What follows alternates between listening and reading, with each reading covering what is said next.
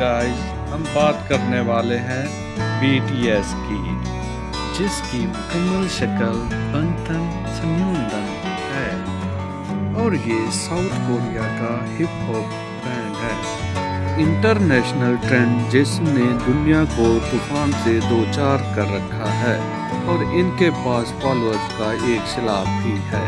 तो अब बात करते हैं इनकी मुकम्मल बायोग्राफी की, जो हम आपको देने वाले हैं इस वीडियो में। मुकम्मल जानकारी हासिल करने के लिए जुड़े रहिए हमारे साथ आखिर तक। बैंड को 7 लोग चलाते हैं, जिनमें पहले नंबर पर हैं जिन, सुगा, J-Hope, RM, Jimin, V और जंगकोक।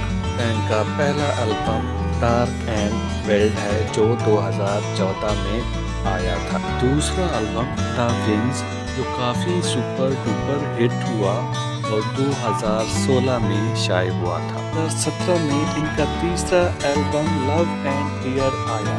अगर वीडियो अच्छी लगी हो तो हमारे चैनल को सब्सक्राइब करना ना भूलिए।